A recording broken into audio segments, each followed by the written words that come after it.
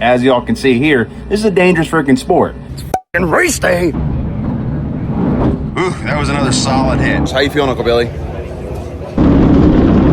And this is when the adrenaline starts flowing. Oh, that was not good. A huge flip. And apparently there's a couple of disabled boats. Somebody fucking broke into my truck last night.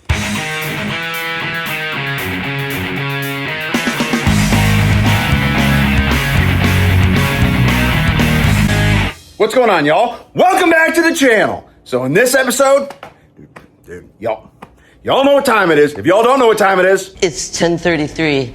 What?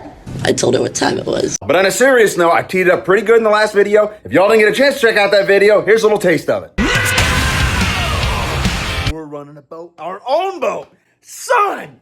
Pinch me. Punch me, Guido. Punch me in the face. Oh, son, we're taking her boat racing, baby. Hell yeah! 13 months working on that damn thing. 13 motherfucking months. Finally, we're gonna get her wet. Well, we already got her wet. We're gonna get her wet on the motherfucking race course, bro. Are y'all as pumped as I am? I'm freaking ramped up. It's motherfucking go time. Before we get into this video, make sure you guys hit the like button at the bottom of the screen and hit the subscribe button down there in my channel name. That way you get notified when I upload any other videos, like Super Bitch and Truck Trigger War videos, mud bogging videos,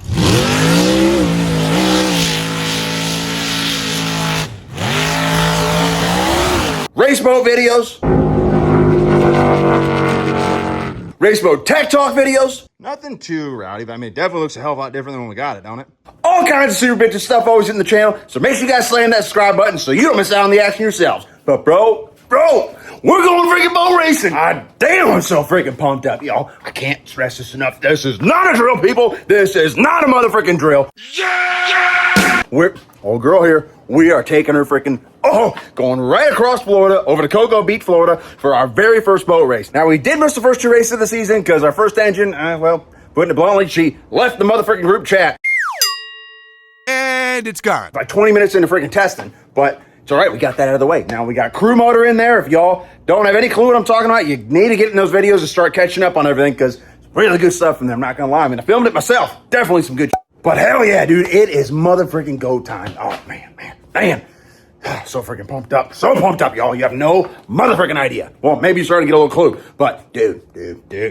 Before we do get in the truck and start heading on over to the Cocoa Beach race, I do want to give a special shout out to our good buddy and sponsor, Sean, over at Altered Vinyl and Fleet Skins.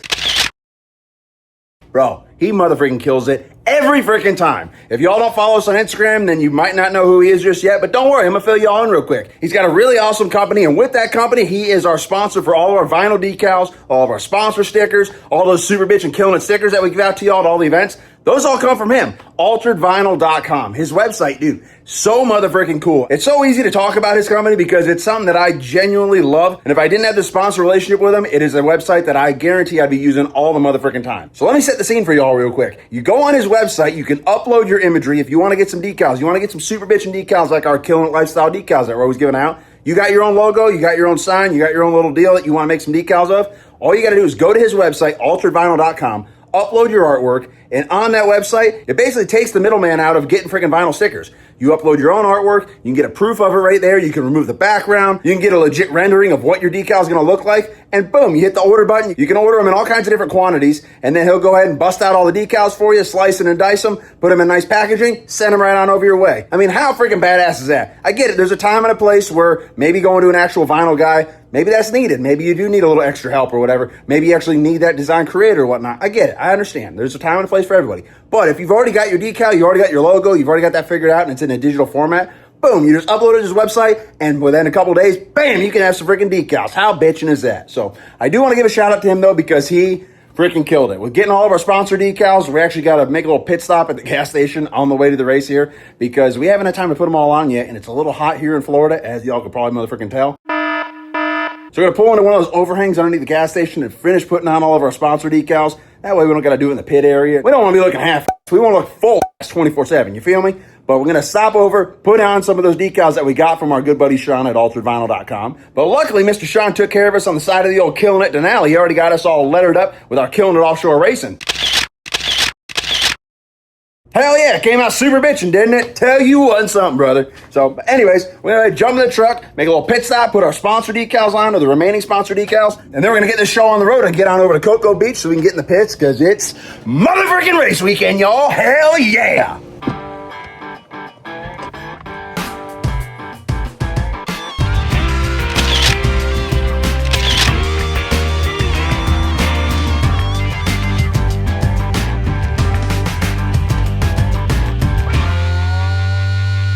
Alright, y'all, we have just made it to the Airbnb. I'm not gonna lie, your boy is motherfucking whooped. That was a little bit more of a process than I thought it was gonna be. Made it over to the pits, but it was a little bit later than we expected to get here. We took a little longer than we expected to put some of the decals on the boat. We actually didn't even finish all the decals. We got most of them on though. But we're going to go ahead and call it an evening because we've got an early morning tomorrow. We've got the driver's meeting. We got to finish putting the decals on the boat. And we got the dunker test to do. We got a lot of stuff to do in the morning. So yeah, we're going to go ahead and call it an evening. And I will pick it back up with you all in the morning.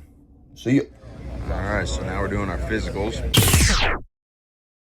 Let's take a brief pause real quick because I want to explain this a little more thorough than I actually did when I was filming this video, because I'm not going to lie to you, I was kind of in the moment. First powerboat race, first time doing our driver physicals, first time being a driver's meeting. I was mainly trying to make sure I didn't do anything stupid. Why don't you just watch me and make sure I don't do anything stupid? So what this is, they make us do it at every single race venue that we attend. And basically, they're just trying to make sure that you've got the physical capability of being able to properly operate your race boat during the race. And they're also making sure you didn't get a little too carried away at the pre-parties or the welcoming parties, and you're not coming into this thing impaired or intoxicated. You say no to me?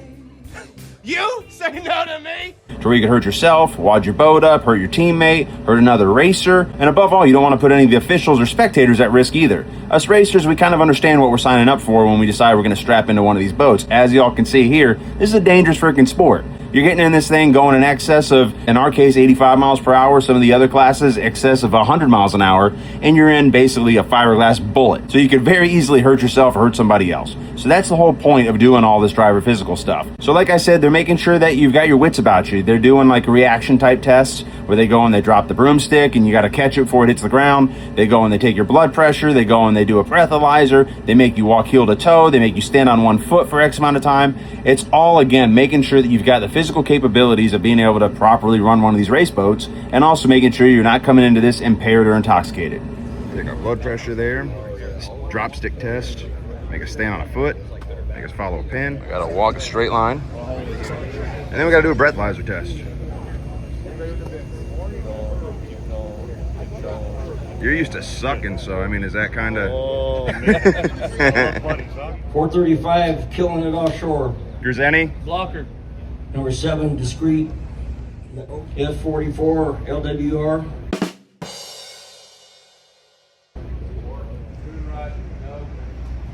You ready, bro? Oh, yeah. Oh, yeah. All right, y'all, we finished the driver's meeting, and then we came back to the pits to do a little bit of installation of decals. Hailstorm has been super killing it. Got all of our sponsors all located, our mandated IHRA decal. And then when they were doing our safety inspection, You just don't see this a whole lot, Vince. they mentioned how we've got 435 on both sides, but we're supposed to have it up on the top deck. So, Hailstorm said, fear not. I know where there's some electrical tape. She is creating our 435 for the top deck. Great job, baby. We're getting ready to go head over and do the dunker test. But everything's shaping up pretty good here in the pits. Still quite a few more things on the agenda. We already did the driver's meeting. We did the physicals this morning. Now we got to go do the dunker test. And then we've got to get it cleaned up and stage it up for the boat parade and then tonight's block party. So let me go ahead and get the windshield cleaned up and Ray next. So that way the water beads up if we do get any spray up on us. Put the canopy cover on, and now we're going to go do our dunker test. Yep, we're going to get our butt cheeks a little wet. All right, y'all, so we just did our swim test. All we had to do is swim. And then we had to tread water for 5 minutes. And now we're gonna get in the fake dunker, go underneath the water and see what it's like to get out of the race boat if we seriously f up. So y'all, this is another safety mandate for offshore boat racing. And in particular, this is for those of us that have canopied or enclosed race boats.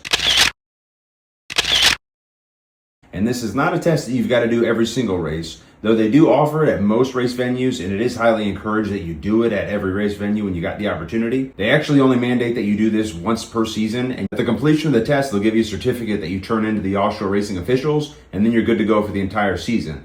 But like I said, it is highly recommended that whenever they offer this test at a racing venue, you go ahead and do it. Just try to get yourself a little bit familiar with it. Now what it is, as you see, is like a fake canopy, and it is just like the inside of any one of our race boats. There's subtle differences, but for the most part, the concept is the exact same. It's all enclosed. Most of them got windows and windshields just like this does, and they've got full harnesses, race seats, dashes, steering wheels, and spare airs.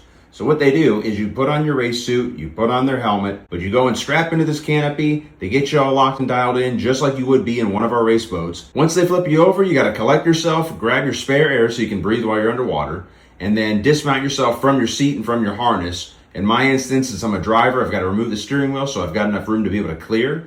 You got to flip over, get upright inside the canopy, open up the escape hatch, and then one at a time, you and your co-pilot exit out of the escape hatch and reach the surface on the outside of the canopy. Once you've done that, you tap the top of your helmet to let everyone know that you're okay, and you are certified for powerboat racing. And now that all the preliminary stuff is done, it's time for the powerboat parade and block party.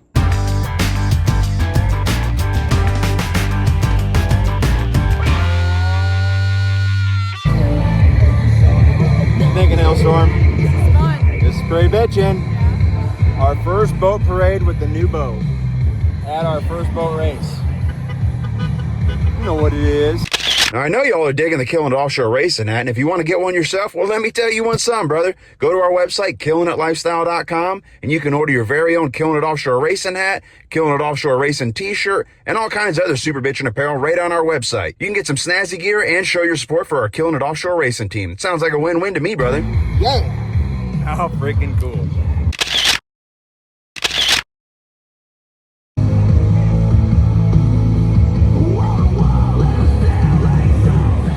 All right, y'all, so we finally made it to the block party.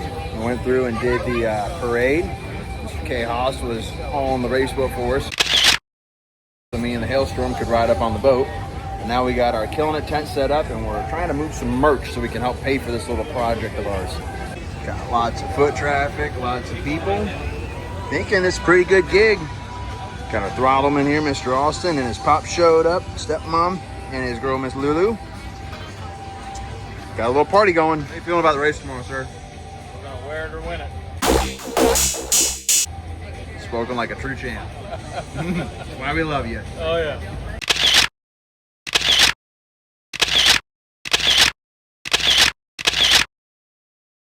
Well, good morning, y'all. We had a very interesting thing we came out to. Somebody fucking broke into my truck last night. But they didn't really take anything. They stole the tray that sits in here with my camper keys, and for my camper that's not even here, and they left like everything else. But this was on the ground, a little torch lighter, but they fucking broke into my truck. A bunch of pieces of shit. Oh, well, all the more reason we're gonna kick some today, y'all. 1 hour later. Good morning, y'all. Race day. Oh God, I'm getting a little fired up. We have officially made it to the line for the physicals. How you feeling, Uncle Billy? Thumbs up? No, man of very few words. I like it. I like what I'm hearing. I'm excited, Zach. I am. This is my excited look. Perfect. Okay. The short lap should be the same color. The long lap. Race day, dude. Oh yeah, you know. Oh yeah. Like we're racing. We're racing our own boat today. You know what this means? Yeah. You ready to hear a lot of voice yelling and the radio mics? Are you prepared for this? I'm prepared. Mike, you're really fired up like that. You know, that was about a 2. You don't want to see me go to 10. You know what I mean? All right, y'all. We're in the ramp. We're at the ramp in the water. Got old Venom ready to rip and motherfreaking roar.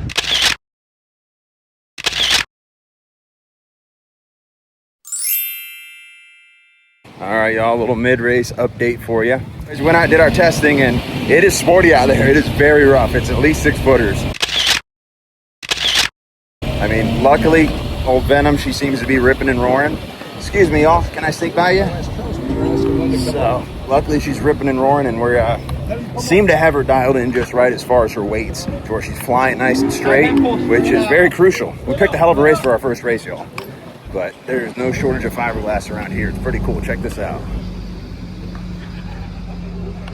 Just sick race boats as far as the eye can see. God, I love it. And here's our chariot. If we're gonna get a checkered flag, this is the boat that's gonna get us there.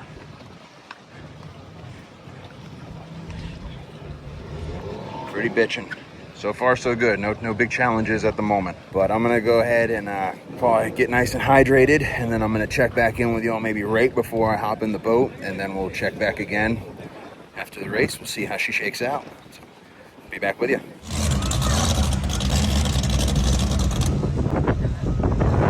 Dirty Money Flea's heading out.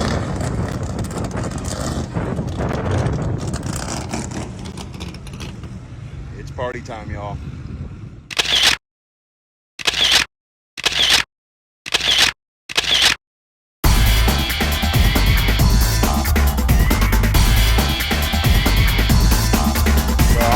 Oh, did I give you one little update before we hop in the boat? It's freaking go time. The wind has been howling.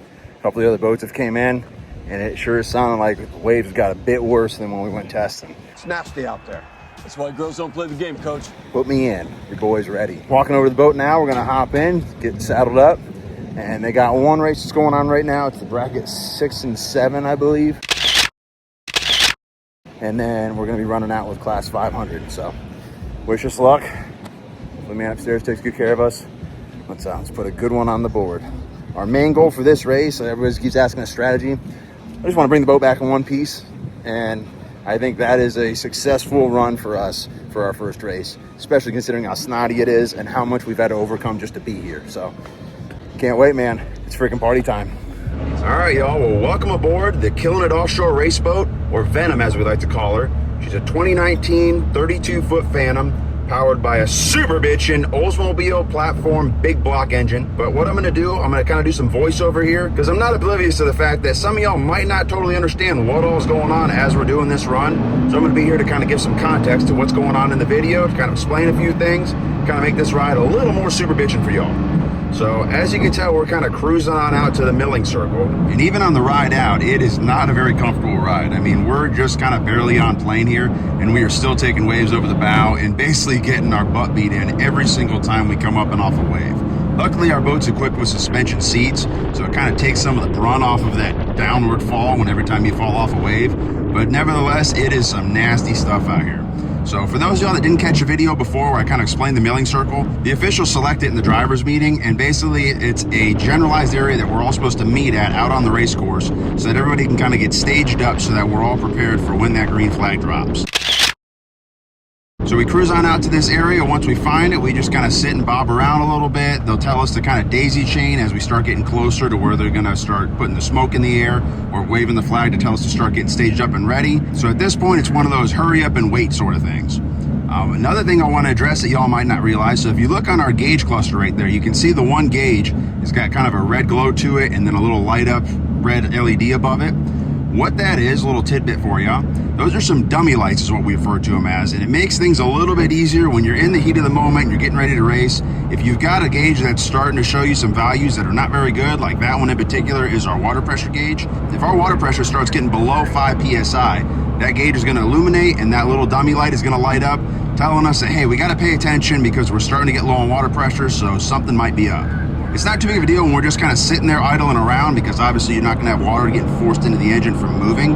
But when we're in a race sort of situation, if we start sucking up some grass or seaweed in that water strainer or in that water pickup, that'll signal to Mr. Austin that, hey, we've got a water flow problem, might need to be paying attention because you don't want to overheat that engine. But they just signaled us to get on plane and start lining up, so that's what we're doing now. We're starting to all get in a line, and you can see that pace boat off on the right-hand side of the windshield, and we're all getting lined up, and they're getting ready to drop our green flag.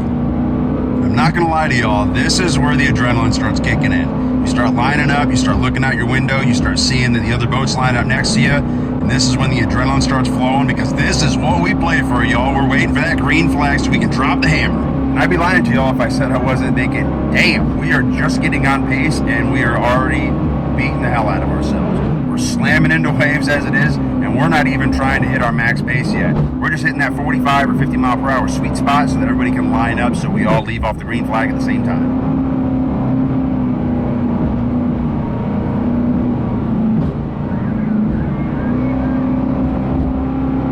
And there we go. It's time to go racing, brother. The green flag is dropped. It's time to drop the hammer and start getting after it. Now, in this race, we're not able to get up to the speeds that we typically would in any other sort of racing situation because it is so freaking rough. So most of the time throughout this race, we're staying probably anywhere between that 50 and then the really peak points hitting maybe 70 miles an hour. But that's generally speaking for everybody in our race class. Our boats are all sized about the same, so you can't really get up to your full 85 mile per hour speed limit. So we're more just trying to get as close as we can to it without wadding the boat up. And also, you got to keep in mind that Austin and I, this is our first time running a race together. And this is the nastiest race that we're probably going to experience throughout this entire season. So we're trying to make sure we make some smart decisions here. We don't need to go run the living hell out of it, end up breaking the boat, and making it to where we can't run the rest of the season.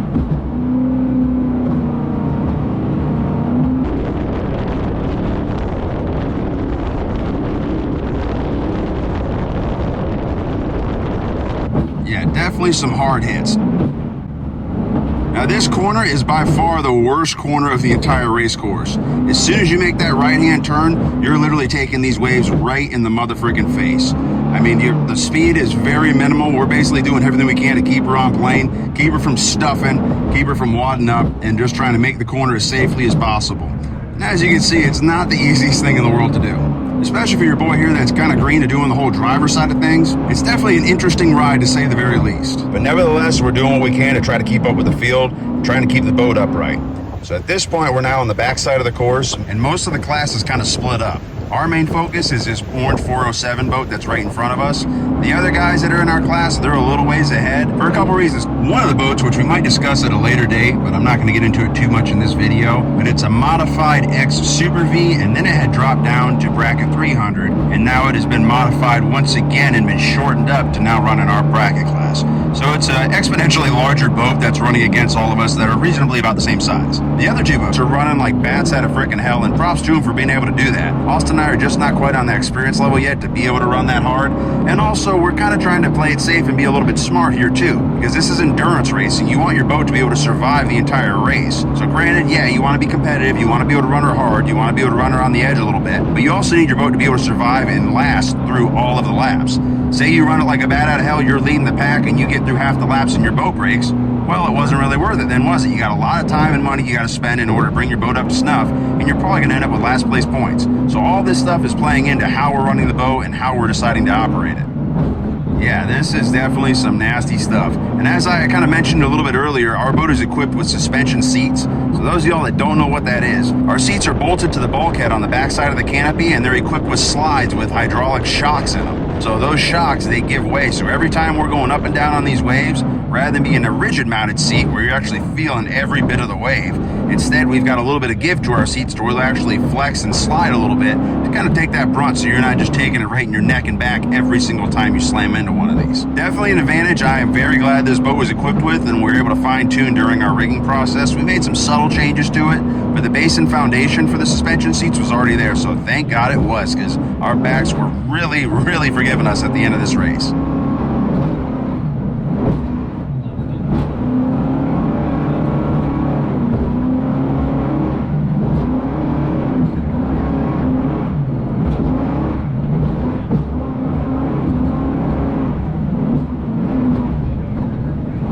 Ooh, that was another solid hit right on that back corner. Definitely gonna feel that one in the morning there, brother. So at this point, we're just doing our best to keep the boat running. We're getting faster and faster the more and more we get into it, because like I said before, this is actually only our second time or third time actually running the boat hard together. And in testing, you're not really running the boat all that hard. You're running it reasonably hard, but you sure as hell are not doing this to it. So with that though, we're kind of battling it out. We've got one boat there in our crosshairs, and our main focus is trying to get past them, be able to beat them to that next buoy, but also have some proper race etiquette with it too. That is something else that Austin and I were focusing on quite a bit in this race, that when you're neck and neck with a boat like this and you're battling out, you're getting ahead of him, then he's getting ahead of you, you're getting ahead of him, he's getting ahead of you. You want to make sure you're having proper race etiquette. You can be that ruthless racer that wants to slam the door on him every second, try to cut guys off and whatnot, but that's not necessarily how we want to come into this. Now, if we're battling first to second place, definitely we're coming into these corners guns a-blazing. If I can slam the door on you without breaking any of the rules, that's what we're going to do. But since we're a little ways in the back of the pack, there's no sense in running like a d***head and making enemies when you don't necessarily need to.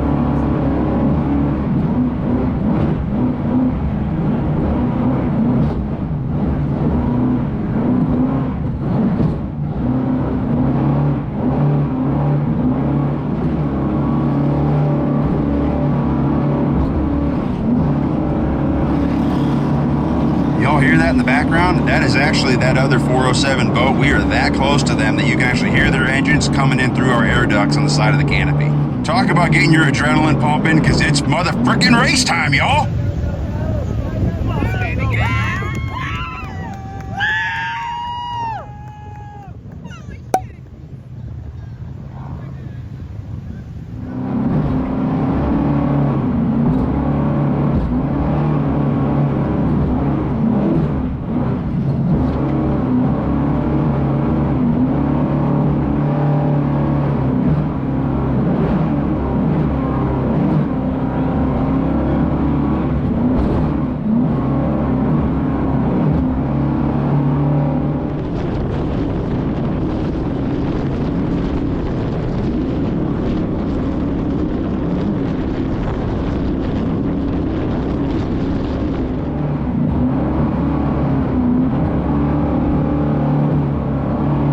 There we go. Now we're starting to get a little hitch in the giddy up, y'all. As Austin and I continue to run, we continue to get faster and faster.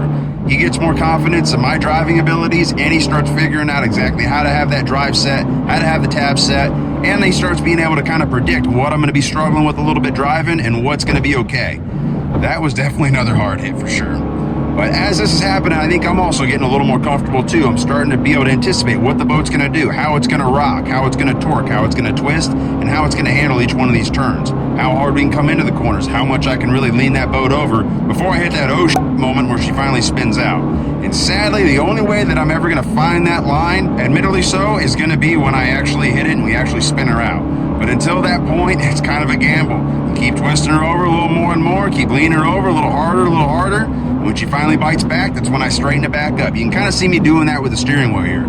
Get into the corner, as we start to fly, you got to straighten her back out. Back into the corner, straighten her back out. Back into the corner, straighten her back out. And since we haven't spun this boat out just yet, until we find where that limit is, we just got to keep on gambling with it and keep on fighting against her.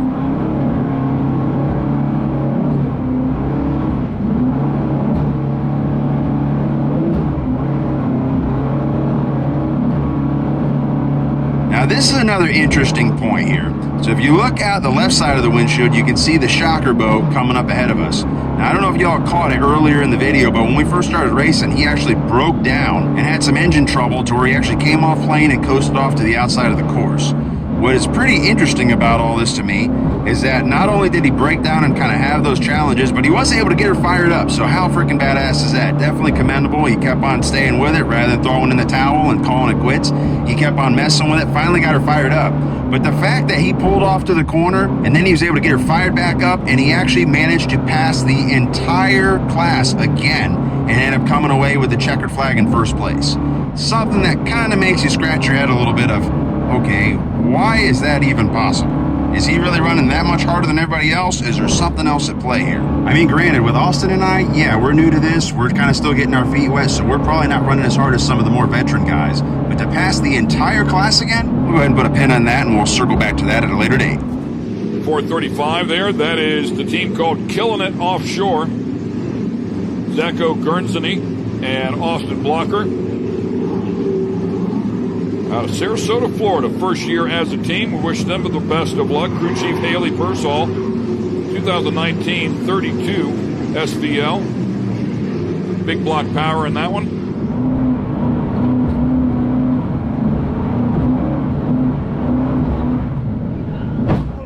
Oh, son. Felt that one in the old nuggets.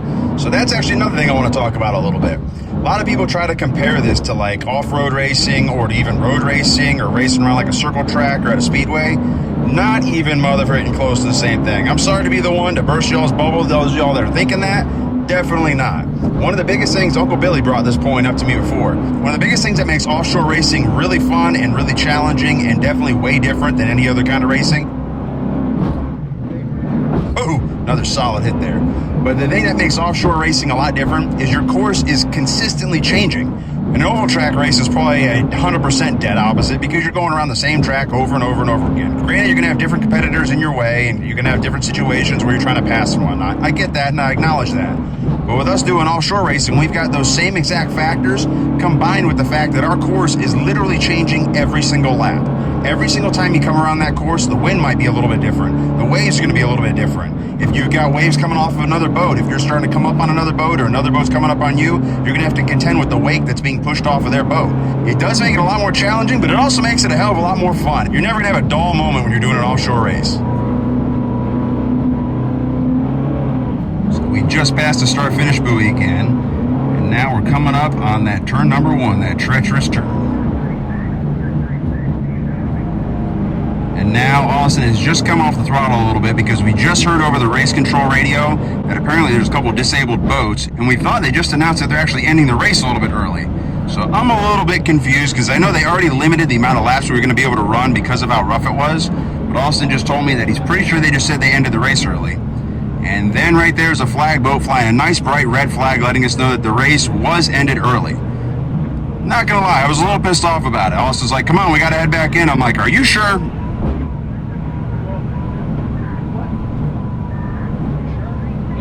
Maybe we should continue going around. I mean, I don't want to be stopping if we can continue racing. I don't want to be those guys.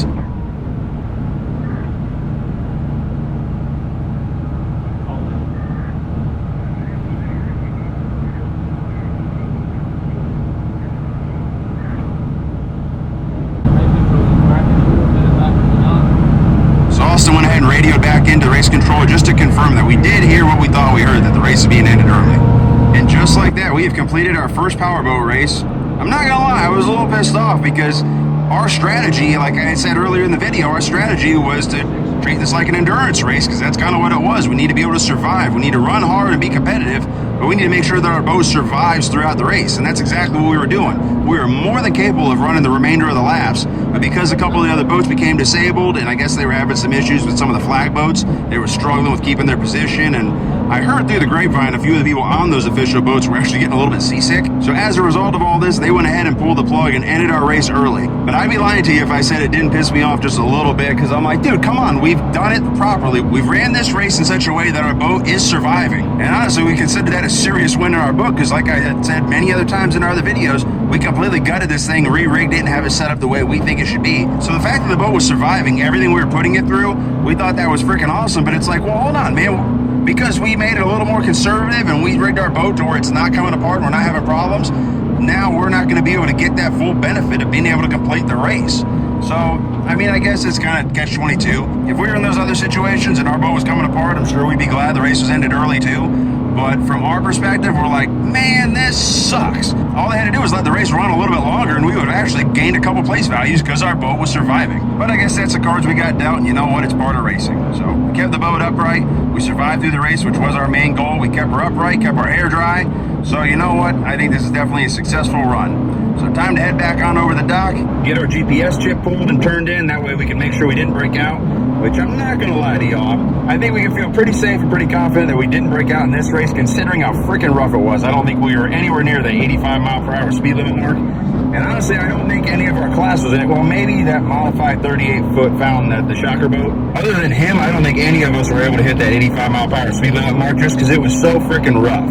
With his boat being so much larger, there is probably a good possibility that he did hit that mark, especially considering with him breaking down and then being able to pass the entire fleet within a lap. I would imagine he was probably a lot closer to that speed limit mark. But the rest of us, I don't think we had anything to worry about as far as breaking out. But like I said, time to get our GPS chip pulled and turned in, time to get the boat pulled, get her all rinsed down and cleaned up, and start assessing what kind of damage, if any, that we might be dealing with between now and the next race.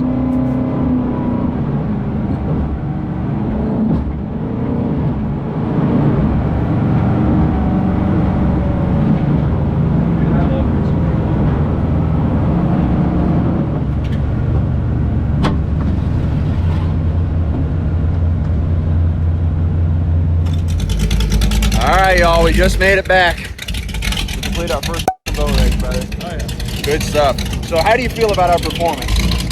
Good. Took a bunch of good flyers and just let it eat. That's what we usually do. So. One thing I gotta say, dude, give him 100% credit, honestly, for our run out there, and I'm not even blowing his skirt up. Like I keep saying over and over, I've done the throttleman position. I know how difficult that shit is. And dude, there was not a single time in that whole race, and that was some nasty stuff. I don't feel like we had any close calls. Came a little weird on one wave, but she flattened right back out and just kept on digging, dude. It was freaking awesome. So I think Lotto is definitely on the menu. Wait till we got some calm water and we can really let this scream a little bit. Yeah. Oh boy, good stuff. And just like that, y'all, we have completed our very first powerboat race. And with not too bad of a finish, if I say so my motherfucking self, because your boys end up getting on the podium with a 3rd place finish.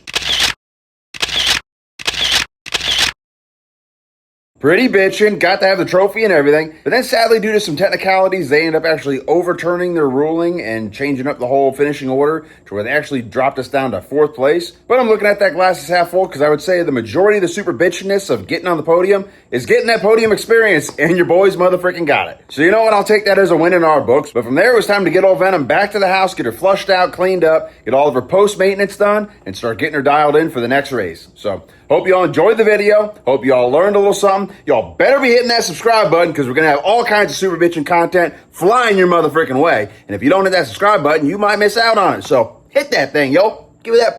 But I hope you all enjoyed the video. And as usual, thanks for watching, y'all. If y'all enjoyed the video and want to check out future videos, subscribe to our channel. Hit that button right there. While you're at it, hit the like button at the bottom of your screen. You can also check out our website, KillinItLifestyle.com. There you can follow the Killin It crew and order your own apparel so everyone will know you're killing it!